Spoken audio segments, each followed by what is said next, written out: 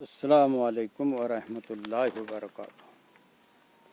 سنو غور سے عزیزو دوستو، تقریر بیان تقریر سنو، میں تکرار نہیں کر رہا۔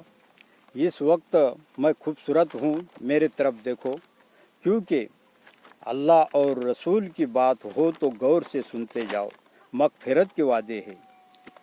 آپ کہیں گے اپنی تعریف خود کر رہے، ویسے آپ تو کرتے ہی ہوں گے تعریف، مگر مجھے بھی کرنے دو تعریف، آپ سب بھی اچھے ہیں۔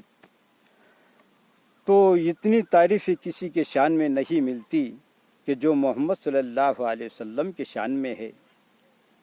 ساری دنیا کو چلاتا ہے خدا، رات سے پھر دن کو لاتا ہے خدا، اور حلال اور اچھا کھانے سے تن صاف ہوتا ہے، اور اچھا سوچ وچار رکھنے سے دل صاف ہوتا ہے۔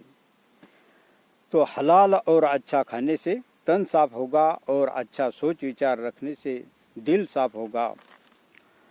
تو سنیے، غور سے سنیے کہ اتنی تعریف کسی کے شان میں نہیں ملتی جو محمد مصطفیٰ کے شان میں ہے۔ ساری دنیا کو چلاتا ہے خدا، رات سے پھر دن کو لاتا ہے خدا۔ زندگی کا سچ موت ہے، اور زندگی کا دھوکہ خود زندگی ہے، اور تیسرے ضرورت بھی انسان کو کہاں سے کہاں لا پٹکتی ہے۔ یہ 3 سوال کے جواب ہے۔ آگے سنیے، غور سے سنیے کہ میرے سینے کی دھڑکن اور آنکھوں کے تارے ہے محمد مصطفیٰ، اللہ کے دلارے ہے محمد مصطفیٰ۔ غفلت میں پڑے انسان روٹھا خدا منا لو، ماہ رمضان قرآن کا مہینہ اور روزوں کا مہینہ ہے۔ غفلت میں مت جانے دو، موقع ہے غفلت میں مت جانے دو۔ جو وقت کو مفت گوائے گا وہ آخر کو پچھتائے گا، اور وہاں کا پچھتاوا کچھ فائدے کا نہ ہوگا۔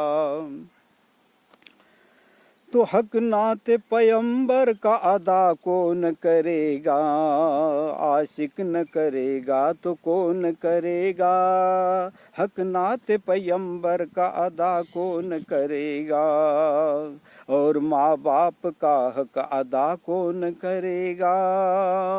ماں باپ کا حق ادا کون کرے گا، ماں کے دودھ کا قرضہ ادا کون کرے گا۔ ایک ساتھی بولے میں نے پیٹھ پر لے کے ماں کو حج کیا، میں نے حق ادا کر دیا کیا؟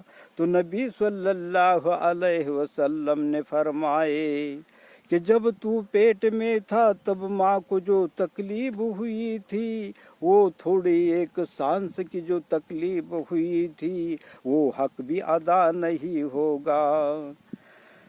تو اور ماہ رمضان آ گیا ہے، ماہ رمضان آ گیا ہے، شیطان کو خدا نے اب قید کر دیا ہے۔ مسجد میں آؤ راہیں کھلی ہے، کہ مسجد میں آؤ راہیں کھلی ہے، موقع جانے نہ دو ہاتھ سے، کہ دوزخ ہے بند مگر جنت کھلی ہے۔ جنت حاصل کرو، تراویح اور نمازوں کی پابندی کرو، اور روزوں کی فکر کرو۔ یہ بولتے بولتے نکل جائے گا دیکھو ماہ رمضان مبارک، یہ بولتے بولتے نکل جائے گا دیکھو ماہ رمضان مبارک۔ یہ اللہ موقع دیتا ہے، खुशी हो या गम अल्लाह को बताया करो, अल्लाह से बातें करना अच्छा लगता है, अपनी गम भरी दास्तान सुनाया करो, वही बेड़ा पार करने वाला है। और नमाजों में और कुरान में की तिलावत करने में फिर अल्लाह से बात होती है।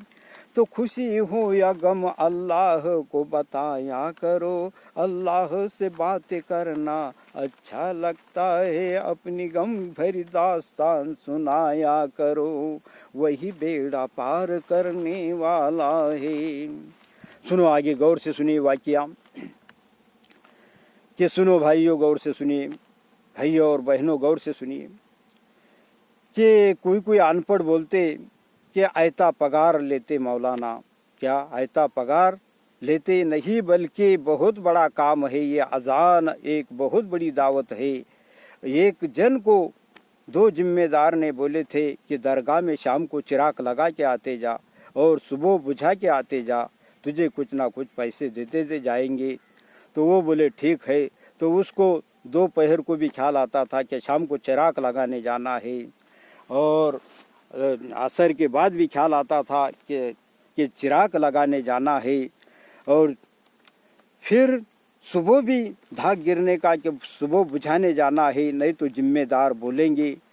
तो ये धाक के मारे हत्ती जैसा था मगर बत्ती जैसा हुआ था बोलते। तो धाक के मारे तो ये 5 वक्त अजान देना, नमाज पढ़ाना भी एक धाक रहता। ये अल्लाह का बहुत बड़ा काम है। मस्जिद को आबाद करना बहुत बड़ी बात है। जिक्र इलाही करते रहो और जिक्र तस्बीह तिलावत हमेशा जारी हो। 1-2 मस्जिदों में अजान नमाज नहीं होती थी तो बोले रोने की आवाज़ें आती थी, तो जमात के साथी गए बोले और साफ सफाई करके वहाँ के साथियों को समझाए और ऐसा वीरान मत छोड़ो, बोले मस्जिद को आबाद रखो। मस्जिद दुआ भी देती, बद दुआ भी देती, सब ने मिल के दुआ खैर करे, तब वो रोने जैसी आवाज़ बंद हुई। तो और फरमाया है कि मस्जिद को आबाद करने वालों की वजह से आफत बला टल जाती है, आफत बला भी हटाई जाती है। तो जिक्र का दर्जा बहुत बड़ा है। अल्लाह की याद बहुत बड़ी चीज़ है। जब भी अपन याद करते हैं तो अल्लाह अपने को अपने दरबार में याद करता है। तो अल्लाह अपने को कहने सुनने ज़्यादा अमल की तौफीक नसीब अता फरमाए। बस तो फिर अल्लाह ही अल्लाह। सुभान रब्बिक रब्बिल इज्जति अम्मा यसिफून व सलामुन अलल मुरसलीन वल्हम्दुलिल्लाहि रब्बिल आलमीन।